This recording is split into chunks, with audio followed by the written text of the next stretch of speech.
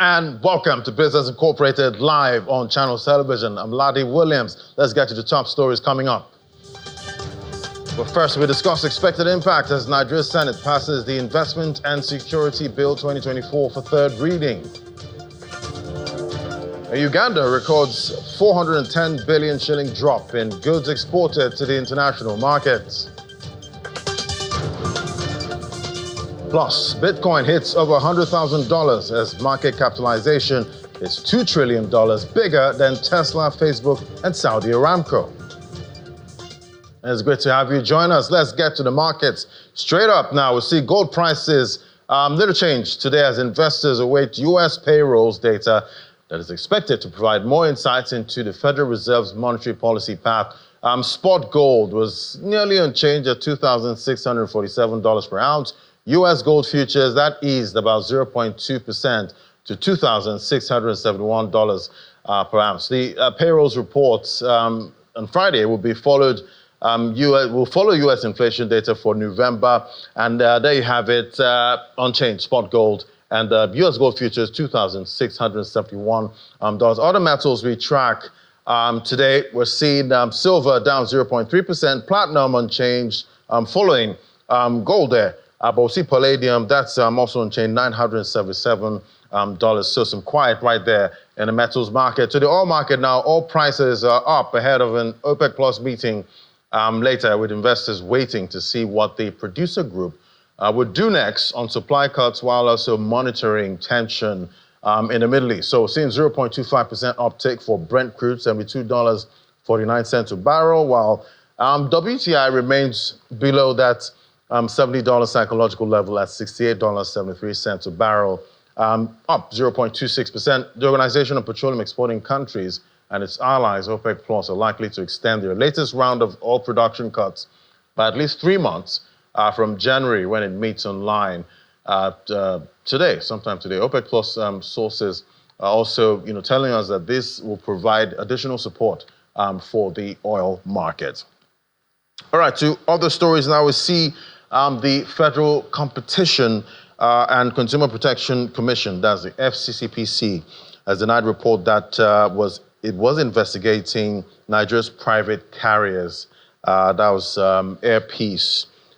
In a statement released, the FCCPC said its invitation to Air Peace is simply for an inquiry to understand its price methodology, respond to consumer complaints. At the same time, the FCCPC says it stands firmly by its official release dated December 1st, 2024, which announced inquiries into widespread consumer complaints in the banking, telecommunications, and aviation sector. The Commission also commended Air Peace for giving clarifications and promised that the situation would be reviewed.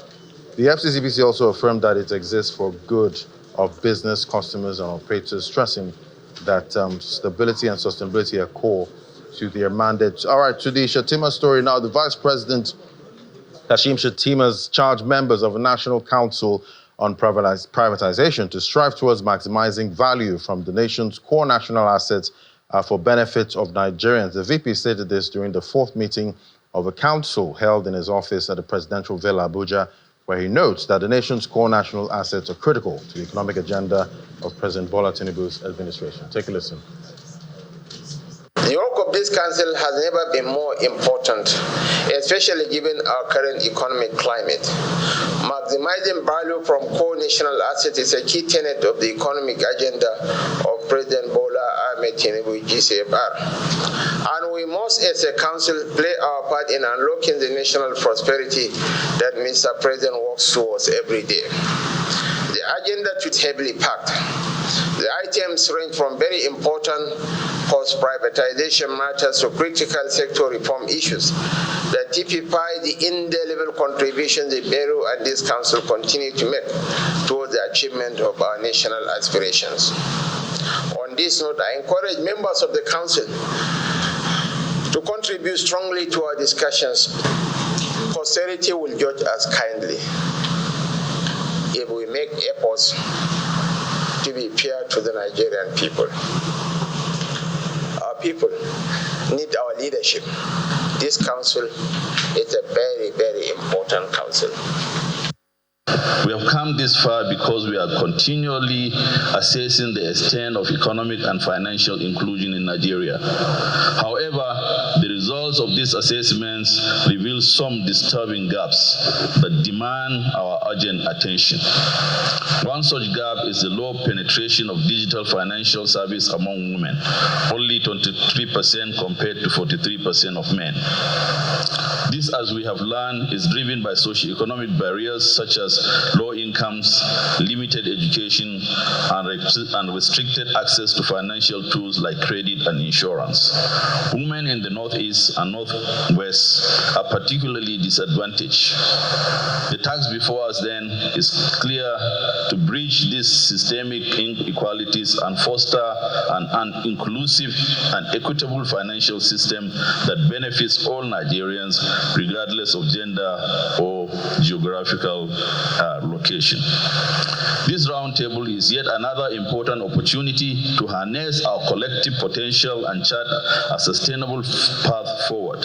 It is designed to provide a holistic view of the obstacles impending economic and financial inclusion in Nigeria. As we engage in discussions today, I invite all of us to join hands, collaborate, and align our efforts in crafting lasting solutions. And the Minister of State for Industry, Senator John Eno, is asking the fiscal authority in Nigeria to accelerate activities which would alleviate the hardship faced by the organized private sector. Senator Eno, who was speaking with journalists after a town hall meeting with players in the real sector in Lagos, he believes that the Monetary Authority has had to remain hawkish because of parts left undone by the fiscal authority. Take a listen. It's the inaugural engagement of the Minister of State for Industry, Senator John Eno, with representatives from the organized private sector. At a time when manufacturing GDP has reduced 8.21% in the third quarter of 2024 from 8.42% in the corresponding period in 2023, the Director General of the Manufacturers Association of Nigeria has a long list of requests. Even though there has been a hike in electricity bill, we have witnessed more than 6 or 7 national grid collapse, which means that we need to consciously invest in infrastructure and ensure the security of our power infrastructure that we already have. And there has to be a system that is just in ascertaining what the tariff is. The Voice of Small Businesses questions the effectiveness of government policies. Now, between 1999 and 2015, the federal government has announced 5 or 6 major programs, average of 200 billion naira each, to support MSMEs, which never got to us. Raw material export and import also need urgent attention. We are urging the National Assembly to mandate that raw material exports must have a minimum of 30% value addition. You don't export raw materials. Honorable John Eno, as it comes forward. Thank you so much, sir. Thank you, please, Mr. President. Thank you. Thank you. These perhaps would form the working strategy for the minister, and he asks for every group's contribution. The ministry will not just sit there and work alone and begin to rule out the things that need to be done. The ministry, through this and going forward, is going to continue to call for partnership. Today, the CBN, in its various monetary policy, committee meetings, what they keep doing is interest rates and all of that. Nigeria's problems today cannot just be solved alone by monetary policies. No. What are we doing in the fiscal side? Ways to achieve transparent spending as a mechanism to encourage tax payment, reduce multiple taxation, high interest rate, reduce energy costs, among others, and this would form the initial focus of the special committee which the minister intends to create, which would be chaired by himself and the president of the organized private sector of Nigeria. The next meeting is scheduled to hold in the first quarter of 2025. And the Nigerian Senate passed the Investment and Securities Bill 2024 for the third reading, a significant milestone in the country's efforts to strengthen its capital market, and that's according to analysts. The bill, which repeals the Securities and Exchange Commission Act, aims to establish a new market infrastructure and regulatory framework for investments and securities and businesses in Nigeria. Well, joining us to unpack this, we have Mr. Olatunde Molegbe, is the MD after Stephen Asset Management, joining me via Zoom. Great to have you on the show. Thank you, Ladi. Thanks for having me. Yes, great to have you. So what are the implications of the ISB 2024 for Nigeria's capital market, and how will it impact investors, and businesses in the real sense of things? The truth is that, regulation within the capital market has to continue to evolve. What we've seen is what led to the global crisis we saw in 2008 was the fact that the market was innovating very fast, and regulation wasn't catching up with innovation.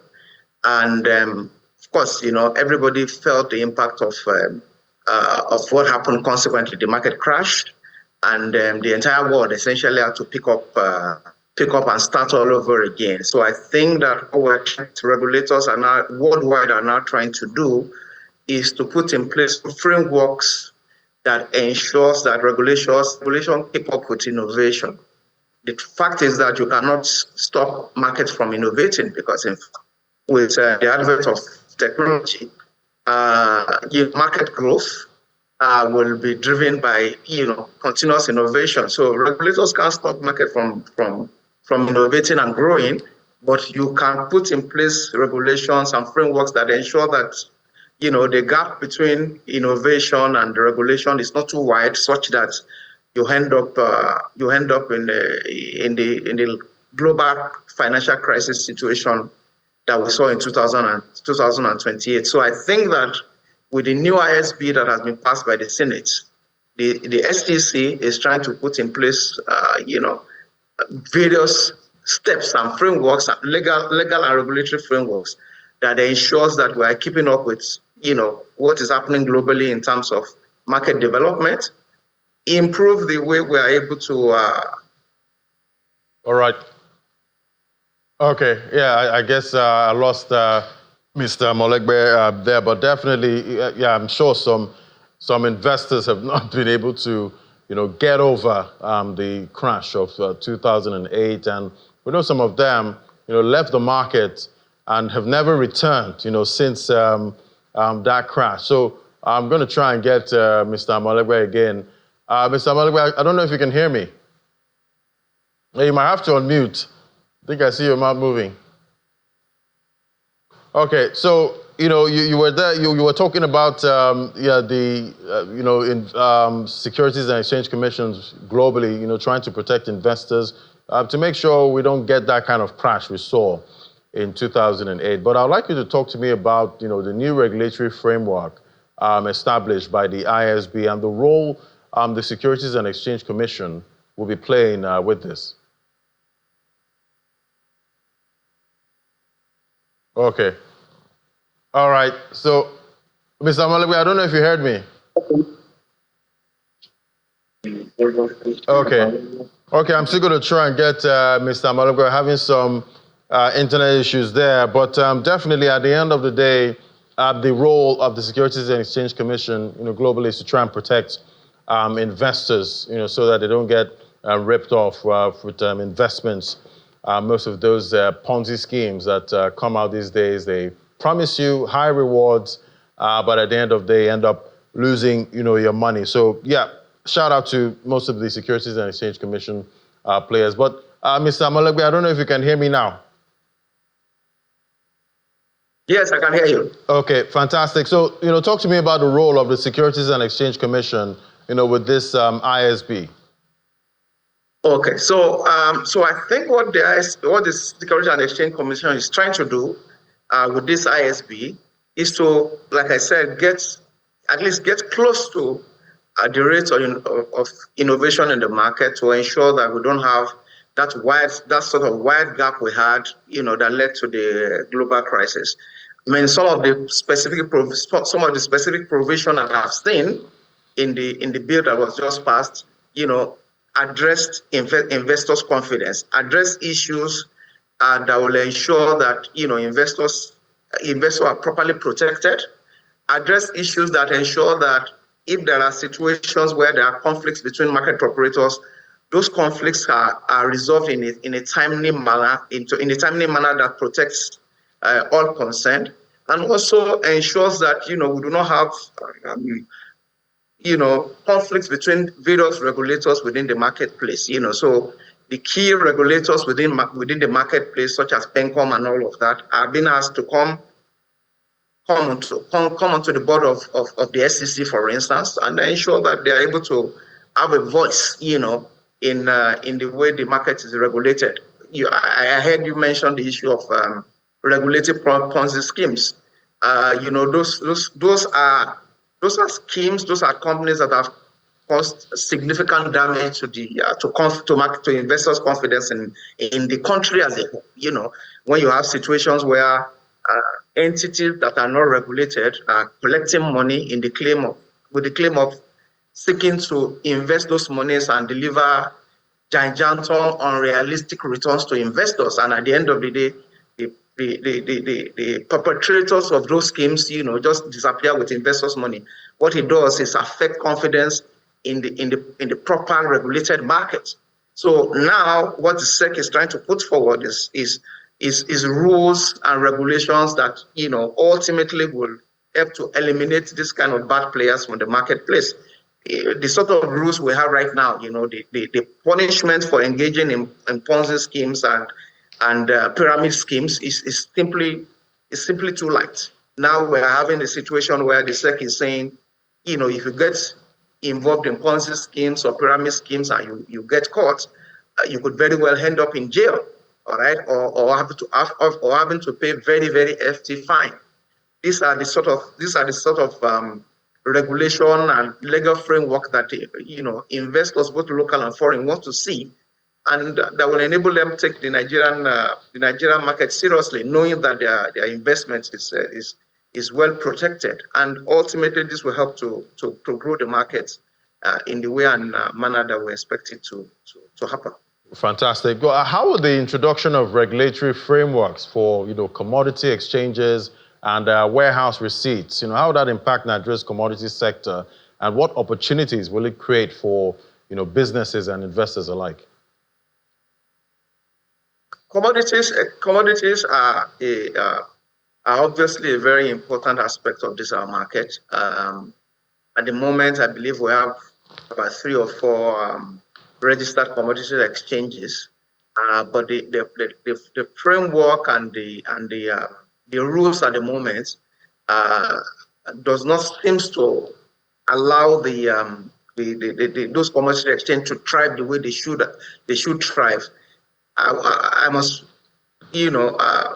inform your viewers that commodity exchanges are extremely important platforms all over the world. As a matter of fact, the Chicago Board of Exchange, which is a commodity exchange, by the way, is famed to be the very first securities exchange in the world. And that is where the likes of New York Stock Exchange and the other exchanges, or the other famous exchanges in the US, spring out from, and then and started operating. So having a vibrant commodity exchange and a vibrant commodity ecosystem, is very crucial to the country itself. We've seen what has been happening regarding food inflation and the likes.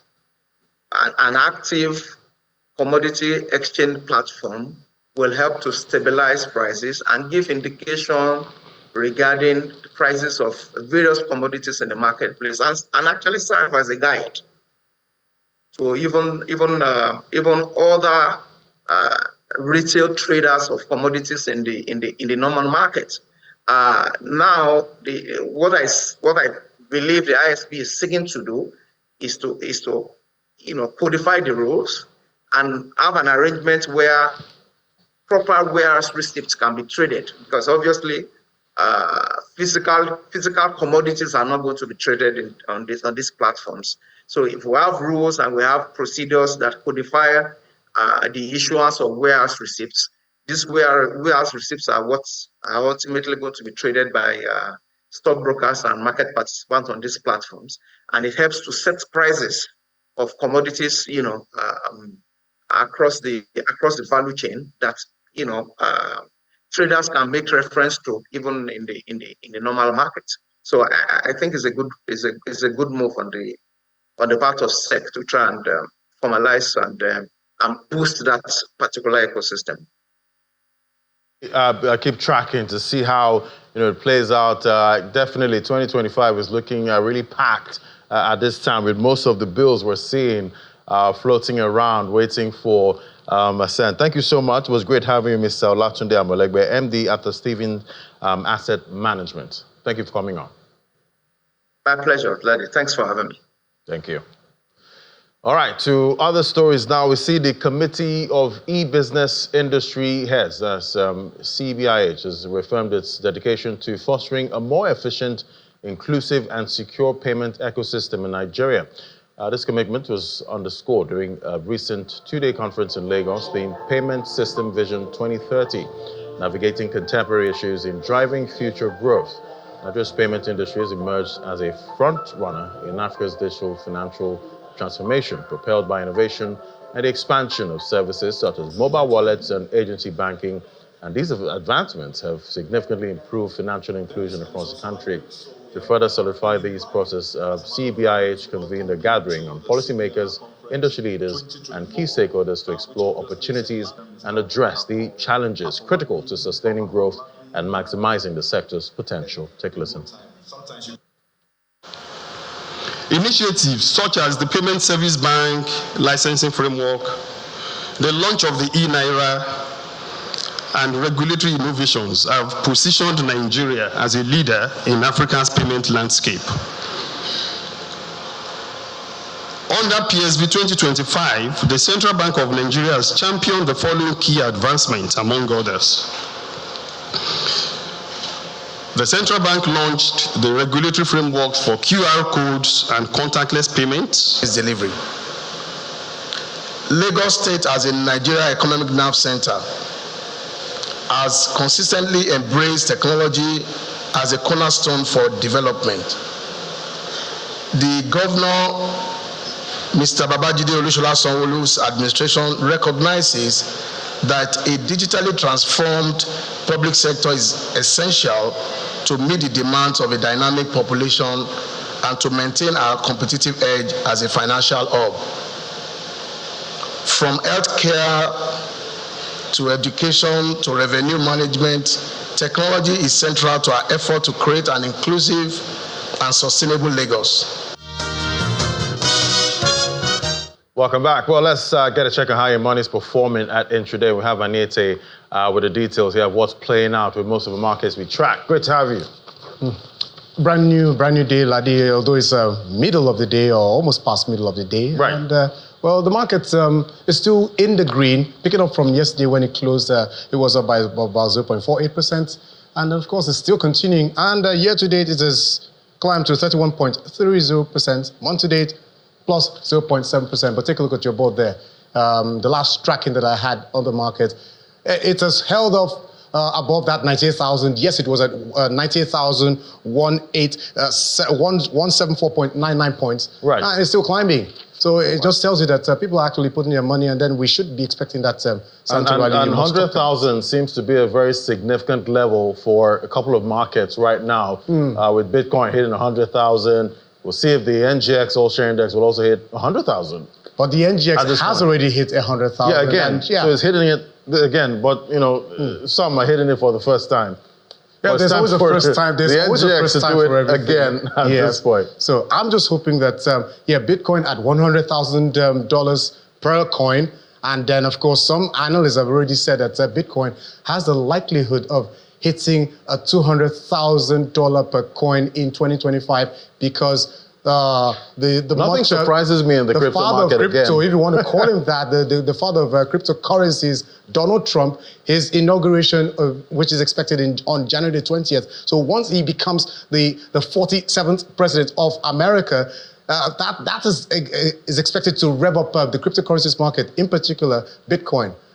Yesterday you said something about the XRP, that it's twice the size of Nigeria's stock market. The market cap. It's quite interesting. There's so much going on in major markets at this time, and it's only those investors, hopefully, that were in at the right time that will definitely be enjoying it at this time. But for me, you know how it is. You don't want to buy the top. All right, and, but that's for Bitcoin. But let's talk more about the stock markets around the world. Starting off from the African continent, we mentioned it there, Nigeria's stock market. We dwell so much about it because charity begins from home, and that's exactly what we do first before going to the other markets here, which we see the South African JSE All-Share Index at intraday was almost up by 1%. 87,000, it is dusted the 85,086 and now is at 87,000, and most likely before the close of Thursday's trading session might enter the 88,000 points and still climbing higher, also reflective of the economy there.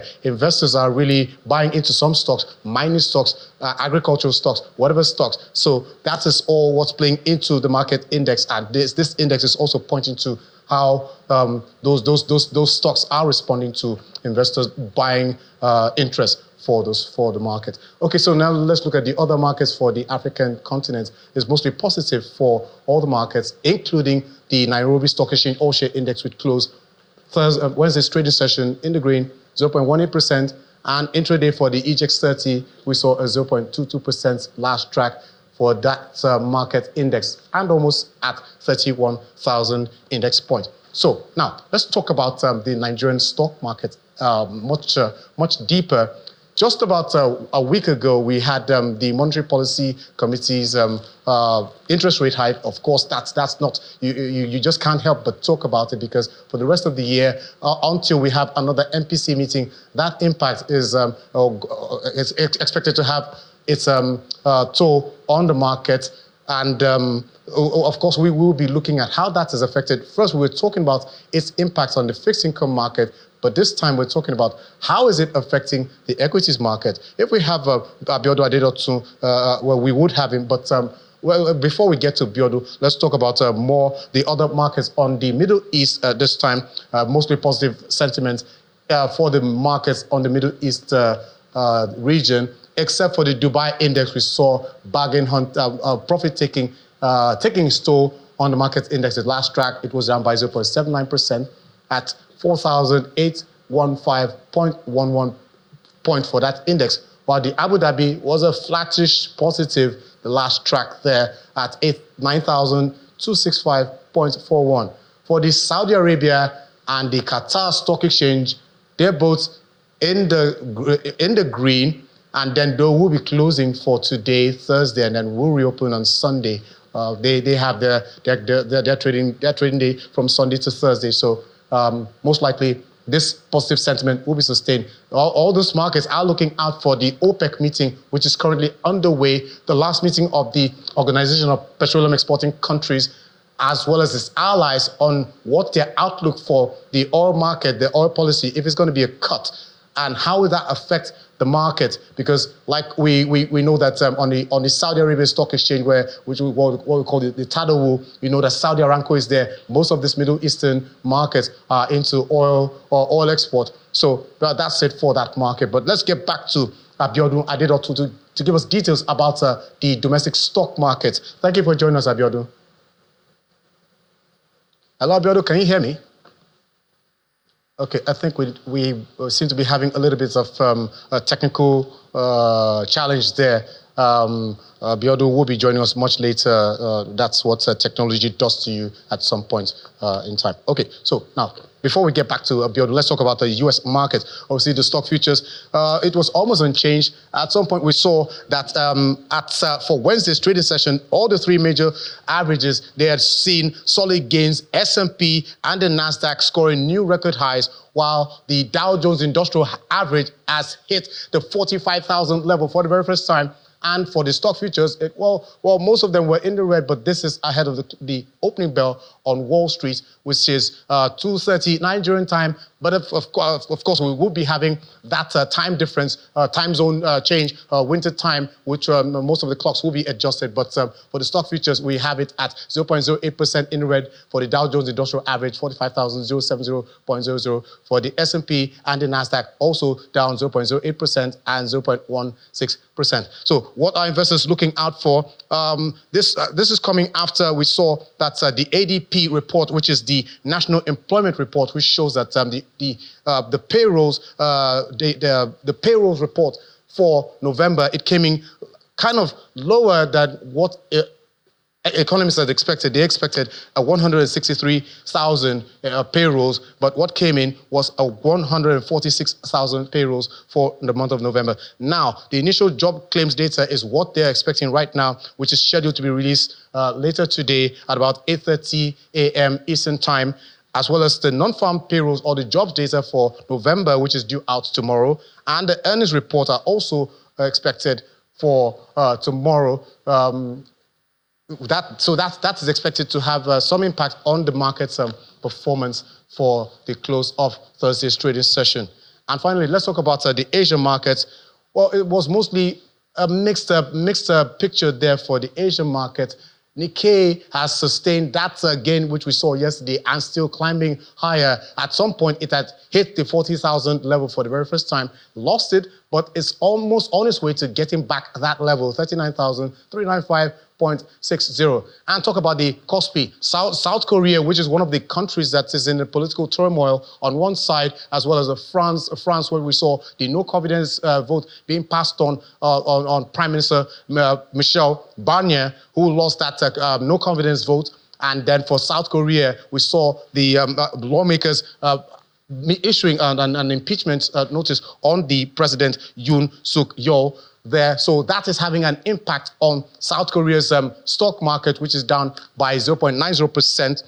And this is coming just as the country had released its third quarter revised GDP report, which shows that the economy expanded by 0.1% quarter on quarter and 1.5% on an annual basis. This is unchanged from what economists had already estimated. So the market had opened higher, but quickly lost momentum, which is what you see here for the close of Thursday's trading session. And then for the Hang Seng Index, we see it also down 0.92%. Shanghai Index, sorry, that's a little bit of a quick fingers from the master control room there. Shanghai was in the green, 0.12%, while the Nifty 50 India, yesterday we saw the Nifty 50 in the red, but this time the Nifty 50 as closed Thursday's trading session in the green, and all eyes are actually on the OPEC as well as other geopolitical and other factors, earnings report and anything that would lift the market. So, Ladi, that's your board for Thursday's close for Asia. Right. I don't know what to make about the US stock market, Wall Street, ahead of its opening later today. Yeah, so I'm seeing maybe more bullish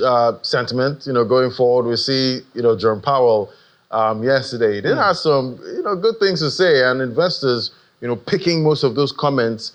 Just trying to find out what's the forward guidance for rate hikes, going into 2025 and for the last meeting in December. But I feel at the end of the day, it might still be dovish, coming from the United States U.S. Fed. But we'll definitely find out. But I think economists are actually polling a 75% that the U.S. Fed will cut interest rate. And just like what you mentioned about that deal book, the deal book summit 2024, which says that Jerome Powell says the U.S. economy is strong enough for the Fed to move carefully on rate cuts. So actually that also played into the market's performance for the close of the exceptionalism of the U.S. economy. Thank you so much. The world's #1 economy.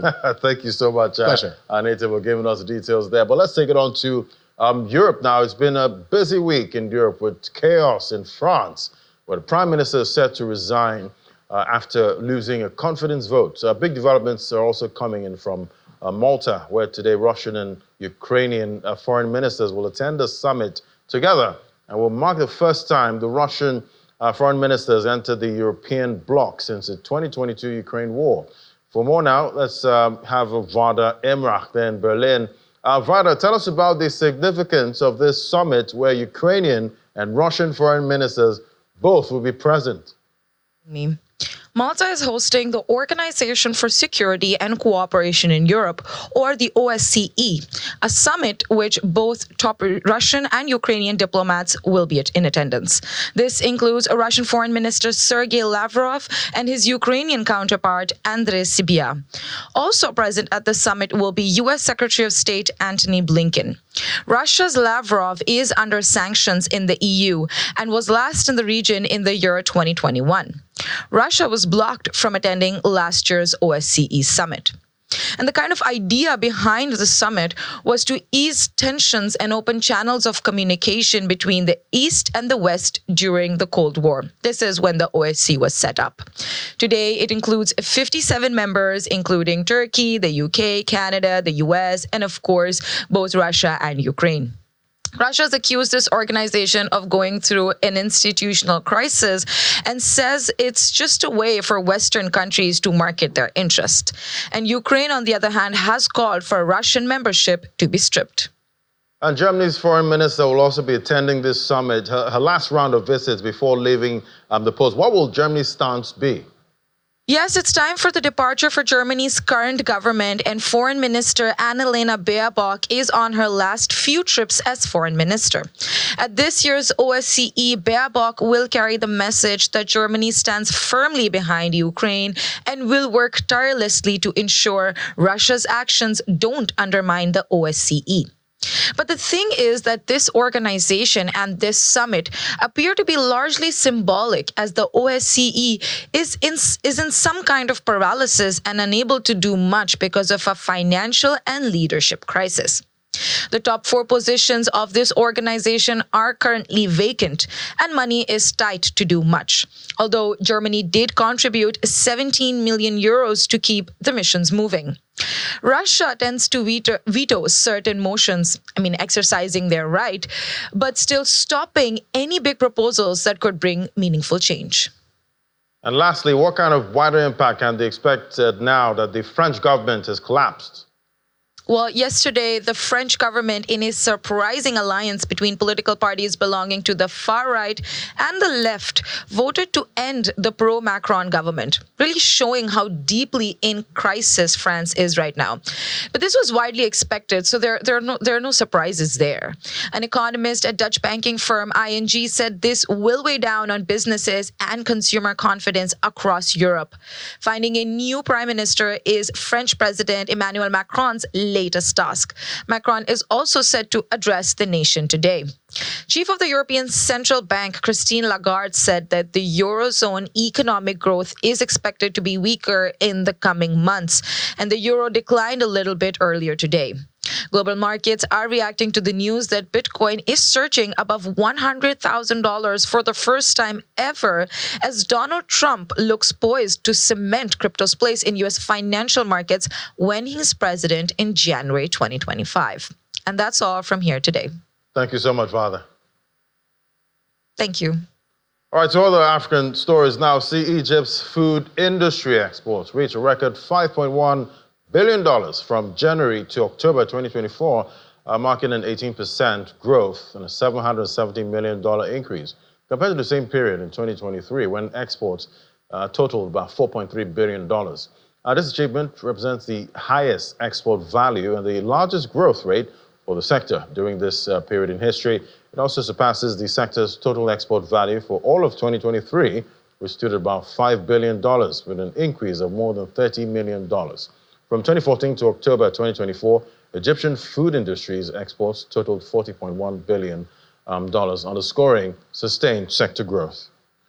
And now to our next conversation. A key goal of Nigeria's Master Gas Plan has been to transition households from firewood and kerosene to cleaner energy sources like cooking gas. Well, this initiative has been one in every 5 households adopt cooking gas as their primary energy source. However, despite this progress, the price of cooking gas has surged by about 41%, from 12,000 naira in July to 17,000 naira for a 12.5 kilogram refill. Well, joining me for that now, we have Tomiwa Jawole, an analyst at financial derivatives company. Great to have you, Tomiwa. So what are the key factors driving this persistent price increase And what is the outlook for cooking gas affordability and availability in 2025? Yeah, thank you for having me, Ladi. The price of cooking gas in Nigeria is always a topic of debate because of the volatile nature. And one reason for this is because we're a net importer of the product. Nigeria imports about 60% of its total cooking gas consumption. And what this does is that it leaves us exposed to global price. It leaves us exposed to the exchange rate dynamics. So if you look at what's happening in the global market, the price of crude oil, although it has been relatively stable in the last 2 months, it's still been on an upward trend. You look at the exchange rates, although again, compared to the depreciation levels we saw earlier in the year, it has been relatively stable, but still it has weakened in the last 2 months. So you look at these factors, and again, I have to bring in again the logistic costs that takes to transport the cooking gas. PMS has gone up. So these are some of the factors that have currently led to the current increase in the price of cooking gas, because we import 60% of total consumption, and even the 40% that we're producing are going to be priced at the level of the ones that are imported, and that's why we're seeing an increase in the price currently. But when we look at the outlook, just recently, yesterday, the naira at the parallel market appreciated to about 1664, about 3% in 1 day, and again, we don't expect logistic costs to increase significantly. Oil prices too in 2025 are expected to be bearish due to Trump's policy. So that might be a good factor that's going to bring down price in 2025. But the key concern again will still be the production and supply, because that will give us buffers against the external shock, because as long as we continue to import a lot of our consumption, we're going to be exposed to what's happening in the global space. We know the Dangote refinery is producing diesel and kerosene. With a chance we could get cheaper kerosene, which is a substitute for gas. How do you see that impacting demand for gas? Yeah, so kerosene is indeed a substitute for LPG or cooking gas. And one of the things that you have to take into, apart from the cost, is just the fact that LPG is more efficient when it comes to use for cooking. And again, given the shift to cleaner energy, LPG also has an advantage there. If you look at LPG currently is going for about 1,400 naira per kilogram, and then you look at kerosene right now, there's about 2,000 per liter. Even if the price of kerosene comes down to, let's say, 1.4 or so, gas is more efficient for cooking. So in the long run, you're going to be saving, you're going to be spending less for gas, because your gas is going to last you longer than a liter of kerosene will do. So no matter how the price of kerosene go down, given the fact that LPG or cooking gas is more convenient to use, and in the long run is still cheaper, most people who are already using cooking gas probably not switch. But on the other side, we have the rural people in the rural area, and cooking gas comes with a joint demand of getting a cooking cylinder, and that is a little bit expensive for low income, because it goes about 25,000-30,000. So if you want people in the rural area to be able to stick to using cooking gas, that barrier of the cylinder is going to be there. So if the price of kerosene does come down, they have incentives to switch to kerosene. So we need to improve just look for ways to provide the supply of cooking gas or subsidize cylinder to increase the adoption of cooking gas. All right, Tomiwa, I hope I don't have to switch to kerosene, because I remember as a kid, using those stoves, passing the wigs, changing the wigs and all of that was quite a hassle for me growing up. But, centralized gas systems, such as bulk storage and pipe gas networks, they offer the potential for mass distribution and, economies of scale, eliminating the need for, individual cylinders. How do you see this shifting the impact of the cost of cooking gas and, the broader gas industry in Nigeria? Yes, so as I said earlier, one of the constraints that is disturbing the adoption of cooking gas in a wide scale is just the initial cost of getting a cylinder. When you have these centralized hubs and you have pipe storages, that takes away the need for gas cylinders. So the gas is stored in a centralized area, and you have networks of pipes that just transport the gas straight to your cooker and your burner, so you don't need the cylinder, you don't need to refuel. And what this does is, again, the economics of scale is that it can reach a lot of people in lesser time. So with this, it's going to reduce the cost of cooking gas. So it's really going to be a game changer in the industry if we can have a widespread adoption. So we need investments in infrastructure to be able to do that. And if you can get this piped gas in the rural areas, that will really increase the adoption, and it will be a game changer in the industry. All right, Tomiwa, I don't know if you ever changed the wick of a kerosene stove. Did you ever do that? I was still a child then. You were still a child, yeah. Thank you so much, Tomiwa Geopolitical analyst, a financial derivatives company. Thank you so much. Thank you for having me. Well, that doesn't mean I'm so old, though. But let's look at other stories. Uganda's export performance took a hit in September 2024, recording a significant 410 billion shilling decline in the value of goods exported to the international market. The report also highlights that Uganda reported merchandise worth 3.8 trillion shillings during the same month, marking a 1.7% reduction compared to about 3.9 trillion shillings recorded in August 2024. The value of Uganda's export in September 2024 fell sharply compared to the previous months, signaling challenges in global market dynamics and domestic production. All right, let's get a check on what's playing out in the crypto market, with Bitcoin hitting new highs over $100,000 for the first time, hitting a $2 trillion market cap. See the screen there, it's deep green with Bitcoin, $102,706, about 5.98%. Ethereum, 5.38%. Ethereum not left out of this party for sure. Then we see some of the altcoins have had quite a run, this period, giving up some of those gains. So I guess they're leaving the road for Bitcoin to continue its monster rally at this point. So to some of the headlines in the markets now, we see yesterday, comments from Jerome Powell did push the Bitcoin market cap to about $2 trillion. Quite a big one there, surpassing the likes of Saudi Aramco and some of the big wigs there. Then, we heard Jerome Powell did say Bitcoin was like gold. He actually called it digital gold. So I guess that's what driving the price of Bitcoin and the market up and making the market very, very bullish at this point. But let's bring in Gilbert Jopata now. He's a lead there at Smart Investor Lodge. Great to have you, Gilbert. So, quite the talk there from Jerome Powell yesterday. Is that what is driving Bitcoin over $100,000 right now? All he said was Bitcoin is gold. Okay, the speech and comment from Jerome Powell is always very important because we look forward to it so we could always know the next trajectory of rate cuts.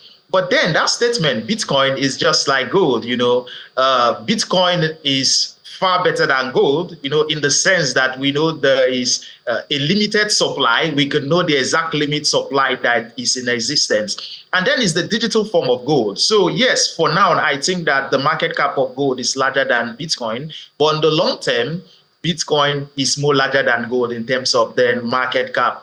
But then Jerome Powell also explained that while the Fed is thinking of lowering interest rates, which was something we also looked forward to in his speech, but they are also being cautious. And he says that there need to be more signs that the economy and then the job market can handle it. But then right now, interest rate between that 4.5 to 4.7, there is an expectation that there should be a drop to about 3.8 by the end of next year. But yet, he still pointed out that the recent strong economic performance, especially looking at what's happening in the market, shows growth, and that it will play a key decision towards the next rate cut. But then he still made mention that Friday's job number will be more of the data that we should expect so that we should know what will happen during the next rate cut we should have this month. Yeah, quite interesting. He said, Bitcoin was like gold, but I can't make jewelry out of Bitcoin. Maybe I could buy jewelry, but I can't make jewelry. Okay, so there is this concept when we look at jewelry. We're looking at an ornament. We're looking at something that signifies class. So the thing is that Bitcoin, owning one Bitcoin is a status tree symbol.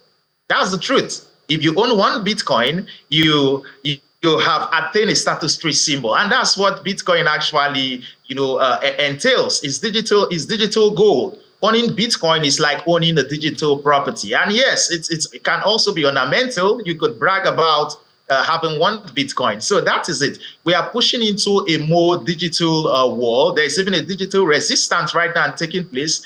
There are more persons you hear they are content creators. They spend their time playing, they spend their time creating content, and they are built wealth for themselves. We also have persons who you work remotely. So we are in a more digital era, and just like the traditional finance is onboarding itself into the digital economy, in that digital economy, Bitcoin is the gold of the new digital economy and estates which the world is building right now. Right, but that doesn't mean, you're not going to buy me gold at this point. I love jewelry, Gilbert. But definitely, so much playing out to the market right now. We're seeing that euphoria.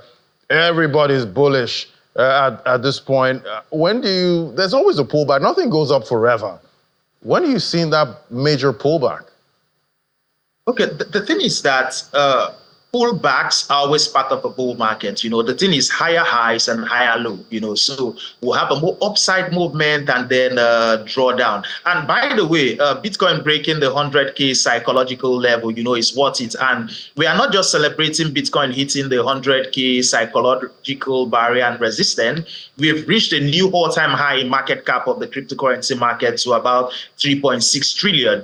On the other way, we also have, this is the early phase also of the altcoin season with the old cat like SRP, Tron, Agora, and Avax, and also XLM dominating the market, and then it will lead also for other alts to follow. But then when if we're talking about that major pullback, I think maybe if we use the word major, I think maybe we are looking at the warning shot towards maybe Bitcoin, hitting the top. I still believe that Bitcoin still have the cryptocurrency market still have a way to go. And this is because the United States of America buying Bitcoin or using it as their strategic reserve is not even priced in yet. So I think that this is going to be one of the most prolonged, sustained, and parabolic bull run in the history of the cryptocurrency markets we are going to experience. All right, we'll definitely keep tracking to see how long this bull run lasts. But there was a time, it was all about people tapping on their phones, trying to play, those play to earn games, tapping on Telegram. It seems all of that is over now. Okay, the market always comes with phases. It also comes with trend. The thing is that the tapping or tap to earn came in with the Tron ecosystem on Telegram. And then, yes, a lot of other airdrops came, but right now I think it's reaching the plateau phase. The other tap to earn game still there, but that has plateaued. Right now, if a new crypto project is entering the market and they are trying to use tapping, I don't think that they will have the kind of traction they would have if they had come into the market with tap to earn barely like 2 or 3 months ago. So I think tap to earn has reached a plateau. Airdrops is always part of the cryptocurrency ecosystem, but I think that the project that will come with that genius or innovative idea to have a fair share of a community is still needs to come out. For me, tap to earn has plateaued. All right, I guess people's phones and gadgets can rest now from all of that happening. Well, thank you so much, Gilbert Rapata. Always great having you. Yeah, thanks for having me. All right, so that's how most of the markets are looking at this point. Still very, very bullish in the crypto market. I'm sure investors just want to know where is the top, and definitely at some point we'll find out. Thank you so much for watching. I'm Ladi Williams, and remember, always try to find the top when you want to sell. Bye-bye.